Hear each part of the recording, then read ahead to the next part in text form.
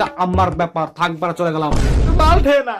এই যে ফাফা সাগর, কেমন হাঁটছো তুমি? সবকিছু কি ঠিকঠাক নাকি কোনো ভেজাল আছে? কালকে রাইতে তোমার একটা ভিডিও দেখলাম, একটুও ভাল লাগলো না। ভাত দাও, হুই করে লাভ নাই, হুই করে লাভ নাই, ওখানে কোনো ফিউচার নাই, ওখানে কোনো ভবিষ্যৎ নাই। এই আঙ্কেলে কি নিবি তাড়াতাড়ি বল, আর সেটা নিয়ে টাকা দিয়ে ভালোই ভালোই এখান থেকে কেটে পড়। কি সাগর, তুমি আমাকে তুই করে বলছো? দাঁড়াও, এক্ষুনি ফোন করে তোমার বাবাকে সব খুলে বলবো। আরে তোর আন্ডার খুইলা বল না, আমিও মাইক লাগিয়ে বলবো জুতা আঙ্কেলের মেয়ে বছরে 6 বার বেরিয়ে যায়। সাগর, তুমি কিন্তু আবার আমাকে রীতিমতো অপমান করছো। আমি কিন্তু ছাড়বো না, আমি কিন্তু দেখে নেবো, কিন্তু বলে দিলাম। অপমান করার জন্যই তো আপনাকে এই ক্যারেক্টারে ঢোকানো হয়েছে আঙ্কেল। এই চুপ করো বেয়াদব ছেলে, আমার ওষুধ দাও। কি ওষুধ দিব আঙ্কেল? কেন, এর আগের সপ্তাহে যে ওষুধগুলো নিয়ে গেলাম মনে নাই তোমার? ওইগুলো আবার দাও, তাড়াতাড়ি দাও, আমার কিন্তু শরীরটা জ্বলছে।